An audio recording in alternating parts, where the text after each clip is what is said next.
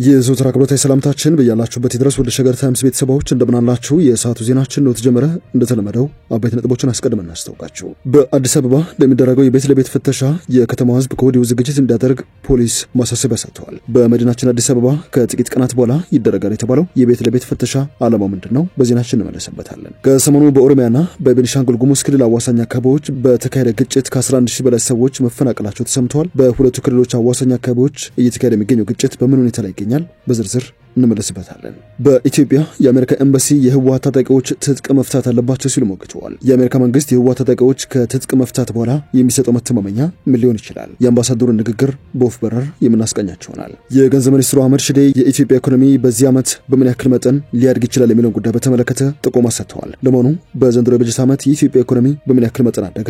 የሚኒስትሩ ምላሽ እንመለከታለን። ጠቅላይ ሚኒስትር አብይ አህመድ በአፍሪካ ቁንጮ ከሆኑት ባለሀብት የሚጠብቁት የኢንቨስትመንት ዘርፍ ምን ሊሆን ይችላል? ዛሬ በአራት ኪሎ መንግስት ጠቅላይ ሚኒስትሩና ከፍተኛ መንግስት ባለስልጣናት ከአሊኮ ዳንጎቴ ጋር ያደረጉትን ውይይት እንመለከተዋለን። ፊልድ ማርሻል ብርሃኑ ጁላ በድጋሜ በኢትዮጵያ ላይ የተቃጡ የሚገኙ የጥፋት ድግሶች አይሳኩም ሲሉ ይፋ ያደረጉትን ንግግር በተመለከተም ዜናችን የሚያጋራችሁ መረጃ ይኖራል። የዘወትር አክብሮታዊ ግብዣችን እንደተለመደው እያደመጣችሁን አብራችሁ እንድትቆዩ ነው። ወደ ቀዳሚ ጉዳያችን እናምራችሁ።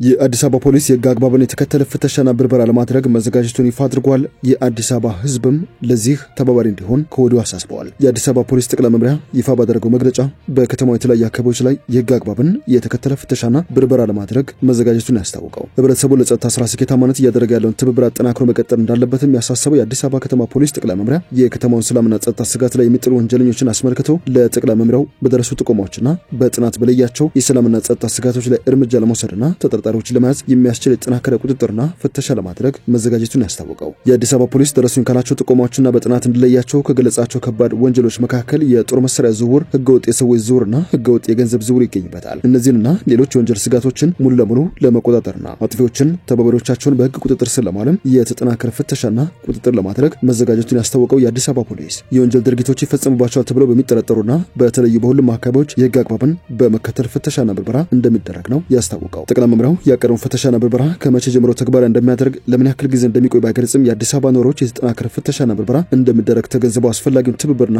ወንጀል እንዳይፈጸም ተገቢውን ጥንቃቄ እንዲያደርጉ ያሳሰበው። ለዚህም ሲባል የከተማ ነዋሪዎች የተለመደ ጥቆማ የመስጠት ተግባራቸውን በማጠናከር ትብብር እንዲያደርጉ ጥሪ አቅርበዋል። የገንዘብ ሚኒስትሩ የኢትዮጵያ ኢኮኖሚ በበጀት ዓመቱ 8.4% እድገት ያስመዘግባል ብለዋል። ሚኒስትሩ አህመድ ሽዴ ወቅታዊ ኢኮኖሚ አፈጻጸም ጉዳዮችን አስመልክተው በሰጡት ማብራሪያ ላይ የተሟላ የማክሮ ኢኮኖሚ ማሻሻያው ዘላቂ ኢኮኖሚ እድገት ማስመዝገብ በሚያስችል አበረታች ሂደት ላይ ነው ብለዋል።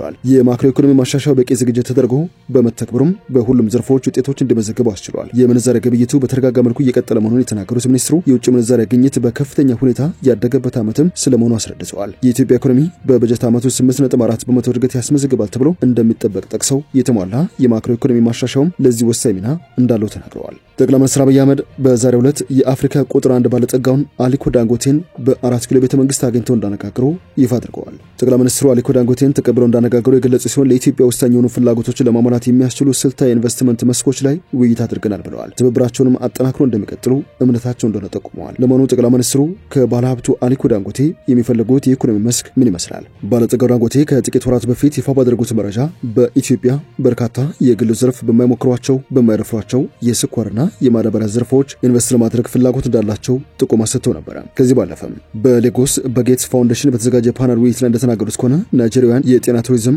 ማቆም እንዳለባቸው ጠቁመው አፍሪካ መድኃኒት በአህጉሪቷ ውስጥ ማምረት ያለባት ጊዜ አሁን ነው ሲሉ ተናግረዋል። አሊኮ ዳንጎቴ እንደተናገሩት ከሆነ ሀብታሞችን ጨምሮ በሀገር ውስጥ መታከም እንዲችሉ መስራት ይገባል ያሉ ሲሆን የራሳችንን መድኃኒት ማምረት መጀመር አለብን ሲሉ ተደምጠዋል። የአፍሪካ ባለጸጋው ሰው ዳንጎቴ ፋውንዴሽን ከጌትስ ፋውንዴሽን ጋር በመተባበር በናይጄሪያ የፖሊዮ በሽታ ለማጥፋትና የተመጣጠነ ምግብን በማሻሻል ረገድም ስራዎች መስራታቸውን እንዳስታወሱ ዘኔሽን ጋዜጣ ዘግቧል። የሰዓቱ ዜናችን እየተደመጠ ይገኛል። ፊልድ ማርሻል ብርሃኑ ጁላ ታሪካዊ ጠላቶችም ሆኑ ተላላኪዎች በኢትዮጵያና ህዝቦች ላይ የሚመኙት የጥፋት ድግስ አይሳካም ሲሉ ተናግረዋል። የኢትዮጵያ ጦር ኃይሎች ጠቅላይ ኤታማዦር ሹም ፊልድ ማርሻል ብርሃኑ የልዩ ዘመቻዎች እዝ በብላት የማሰልጠኛ ማዕከል ያሰለጠናቸውን 43ኛ ዙር መሰረታዊ ኮማንዶ ሰልጣኞችን በዛሬው ዕለት ባስመረቁበት ጊዜ ነው ይህን ያሉት። ፊልድ ማርሻሉ በስነ ስርዓቱ ላይ ባስተላለፉት መልእክት ኢትዮጵያ በብቃትም ሆነ በትጥቅ አስተማማኝ ሰራዊት የመገንባቷን ሂደት ይበልጥ አጠናክራ ትቀጥልበታለች ብለዋል። በኢትዮጵያ ቅጥረኛና ባንዳዎች የታጡበት ጊዜ ባይኖርም መሸነፍንና የበታችነትን በማይ በማይቀበሉ አይበገሪ ልጆቿ ሉዓላዊነቷና አንድነቷ ተጠብቀው እስከዛሬ ጸንታ መቆየቷን ያስታወሱት ሰራዊቱ ባልተቋረጠ ሁኔታ ዝግጁነቱን እያጠናከረና አቅሙን በተሻለ ሁኔታ እያሳደገ እንደሚገኝም በንግግራቸው አጽንኦት ሰጥተዋል። በሰራዊቱ መስዋዕትነት የኢትዮጵያ ብልጽግና ጉዞ ቀጥሏል ያሉት ፊልድ ማርሻል ብርሃኑ ጁላ ታሪካዊ ጠላቶቻችን ሆኑ ተላላኪ ባንዳዎች በኢትዮጵያ የሚመኙት የእልቂት ድግስ ፈጽመው አይሳካም ባናቸው። ፊልድ ማርሻል ብርሃኑ ጁላ ተመራቂዎች የተሰጣቸውን ሀገራዊ ተልዕኮ በላቀ ዲሲፕሊንና ግዳጅ እንዲወጡም ነው ያሳሰቡት። በኢትዮጵያ የአሜሪካ አምባሳደር ኤርቪን ማሲንጋ በፕሪቶሪያ ሰላም ስምምነት መሰረት ታጣቂዎችን በአስቸኳይ ትጥቅ በማስፈታት ወደ ህዝቡ እንዲቀላቀሉ ማድረግ ያስፈልጋል ሲሉ ሞግተዋል።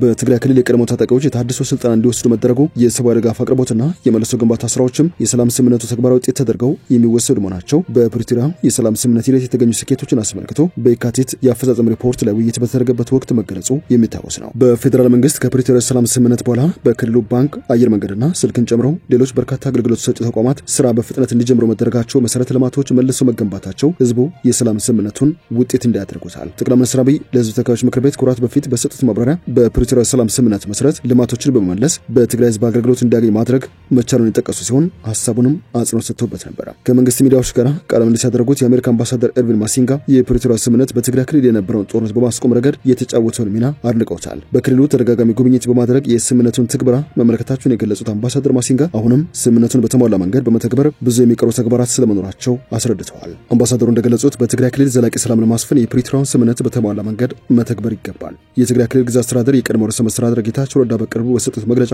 በፕሪቶሪያ ሰላም ስምምነት አተግባበር ተፈናቃዮችን የሚመለስና ታጣቂዎችን መልሶ የማቋቋም ሂደት የተስተጓጎለው በራሳችን ውስጥ ሽኩቻ ነው ማለታቸው የሚታወስ ነው። ባለፉት ቀናት ብቻ በኦሮሚያና ቤኒሻንጉል ጉሙዝ ክልል አዋሳኝ በተካሄዱ በትጥቅ የታገዙ ግጭቶች ከ11000 በላይ ሰዎች መፈናቀላቸው ተሰምተዋል። በኦሮሚያና ቤኒሻንጉል ጉሙዝ ክልሎች ባለፉት ቀናት በተካሄዱ የትጥቅ ግጭቶች ይህን ያክል መጠን ሰው መፈናቀሉን የአውሮፓ ኮሚሽን ሲቪል ፕሮቴክሽን እና የሰብአዊ ረድኤት ማስተባበሪያ ተቋም ነው ይፋ ያደረገው። በኦሮሚያ ክልል ሳሲጋ ወረዳ ሀሮዋታ ቀበሌ ብቻ 5000 የሚሆኑ ነዋሪዎች በተካሄደው ግጭት ከቀያቸው ተፈናቅለው በመንግስት ህንጻው ተጠልለው ይገኛሉ ሲል ተቋሙ ባወጣው መግለጫ ይፋ አድርጓል። በቤኒሻንጉል ጉሙዝ ክልል ካማሺ ዞን ማንነታቸው ያልታወቁ ነገር ግን ከኦሮሚያ ክልል የተነሱ ናቸው ሲል ማስተባበሪያው የገለጻቸው ታጣቂዎች በፈጸሙት ሁለት ጥቃቶች ወደ 5900 የሚጠጉ ነዋሪዎች መፈናቀላቸውን አስታውቋል። ተፈናቃዮቹ በወረዳው በሚገኝ ቦታ መጠለላቸውን የተሰማው በቤኒሻንጉል ጉሙዝ ክልል ካማሺ ወረዳ ተፈጸመ በተባለ ጥቃት በነዋሪዎች ጉዳት ላይ መድረሱን ተቋሙ አመላክተዋል። ስለደረሰው ጉዳትም ይሁን ስለሟቾች ቁጥር እስካሁን ያለው ነገር የለም። የመንግስታቱ ድርጅት የረድኤት ማስተባበሪያ ተቋም ኦቻ ተፈናቃዮቹ ከምንም ነገር በላይ የሚያስፈልጋቸው አፋጣኝ እርዳታ ነው ማለቱን ተቋሙ በዕለታዊ መረጃ ጠቁሟል። የምግብ እርዳታ፣ ምግብ ነክ ያልሆኑ ድጋፎችና የጥበቃ አገልግሎቶች እንደሚያስፈልጉም ነው ያስታወቀው። የአውሮፓ ኮሚሽን ሲቪል ፕሮቴክሽን እና የሰብአዊ ረድኤት ማስተባበሪያ ተቋምና ተባባሪዎቹ ለተለያዩ ተግባራት የሚሉ የገንዘብ ድጋፍ እያደረጉ እንደሚገኝ ነው ያመላክተው። በመጨረሻም የጤና ሚኒስቴር በዝንጀሮ ፈንጣጣ ወይንም ኤምፖክስ በሽታ የተያዙ ኢትዮጵያውያን ቁጥር 18 መድረሱን አስታውቋል። ከኢትዮጵያ ሕብረተሰብ ጤና ኢንስቲትዩት ጋር በመሆን የተጠናቀረው የሚኒስቴር መስሪያ ቤቱ ዕለታዊ ሪፖርት እንደሚያመላክተው በኢትዮጵያ እስካሁን በዝንጀሮ ፈንጣጣ ወይንም ኤምፖክስ በሽታ መያዛቸው የተረጋገጠ ሰዎች ቁጥር 18 ደርሰዋል። መረጃው እስካሁን የተመዘገበው ሞት አንድ ብቻ መሆኑ የተገለጸ ሲሆን በቫይረሱ ተይዘው በለይቶ ማቆያ ያሉ ሰዎች ቁጥር 15 መሆኑን ጠቁሟል። ሁለት ሰዎች ከበሽታው መገገማቸውን ያመላከተው የጤና ሚኒስቴር መረጃ በኢትዮጵያ በሽታ ከተከሰተበት ጊዜ አንስቶ በጥቅሉ የላቦራቶሪ ምርመራ የተደረገው በ63 ሰዎች ላይ መሆኑን ይፋ አድርጓል። የአውሮፓ ኮሚሽን ሲቪል ፕሮቴክሽን እና የሰብአዊ ረድኤት ማስተባበሪያ ተቋም መረጃ ከሆነ በኢትዮጵያ የዝንጀሮ ፈንጣጣ ወይንም ኤምፖክስ ምርመራ የሚካሄደው በ3 የሀገሪቱ ከተሞች ነው። በዚህም በአዲስ አበባ፣ አዳማና ሐዋሳ ከተሞች። ማስተባበሪያ ተቋሙ በ3 ከተሞች ብቻ በሚፈጠሩ የላቦራቶሪ ምርመራ የሎጂስቲክስ ችግር ፈተና እንደሆነባቸው ነው ይፋ ያደረገው። ወደ ሸገር ታይምስ ቤተሰቦች የሰዓቱ ዜናችን አበቃ። ስላደመጣችሁን አመሰግናለሁ። በያላችሁበት ሰናይ ጊዜ።